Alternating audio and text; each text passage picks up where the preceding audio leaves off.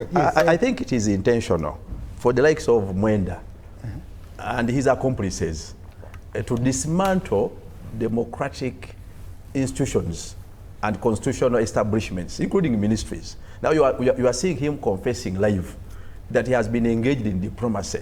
And for us who are keeping government in check, we have a mission.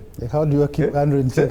we have a mission, an embassy in Rwanda with a diplomat and the staff. In fact, he's even a general. Can I finish? Now, it is facilitated and funded with a vote on taxpayers' money to execute diplomatic work and diplomacy. Now, when I hear that, it is now Mwenda doing their work, when we are also paying diplomats there, that's dismantling democratic and governance institutions. We cannot abet it. We cannot abet it. Honorable, allow him his time. Yes. So first of all, you can clearly see he has not listened to me. I have explained to him, both theoretically and empirically, that formal institutions cannot work alone. They need informal ties. I can tell you. And I have given examples of so many governments in the developed world. So is this man, Vernon Jordan, who was Clinton's handler, who was not in the government, was he undermining America's democracy? This father-in-law of Trump's whatever, who is handling these peace negotiations, is he undermining American democracy?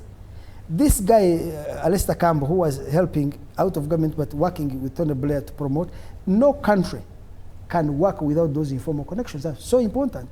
And I have told you that informal networks can reinforce formal institutions. Left alone, formal institutions cannot succeed.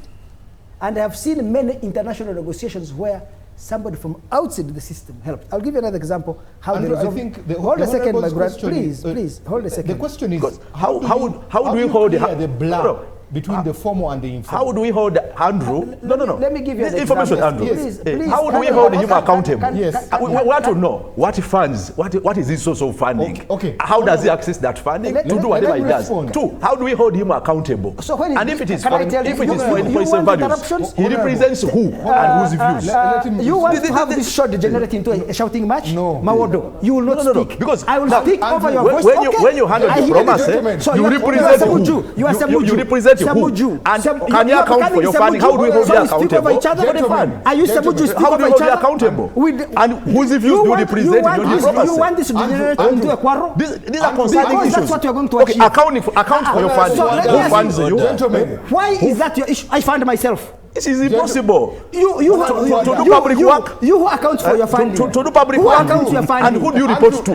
Who do you report to? You disregard formal channels. You just disregard the formal channels. You purport to be the Minister of Foreign Affairs. You purport to be the ambassador. We can't know who funds you. Now you represent for the money. This is concerning. The EU themselves have said you steal money. You noob, you have stolen money. How can you claim to be fighting? From where and from who? The EU gives you money and you have stolen that money. That is your public rhetoric. It is the EU. So you as a noob, have you accounted the money the government gives you? You are here saying that you are an opposition person. Why do you You denounce the government. Don't you earn a salary of 40 million?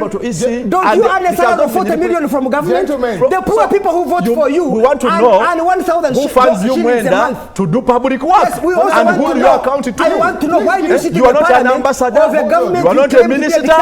You are not an officer of government. 40 million shillings a month. Who funds you? Who do you report it to? More than every ordinary Ugandan. Please tell me. Guys. You sit in the government. You say this government is but that's constitutional. You are those are elective officials. Exactly. It is constitutional. But is it right? Those are elective officials. Is it morally right for you as a member of parliament to earn 40 million shillings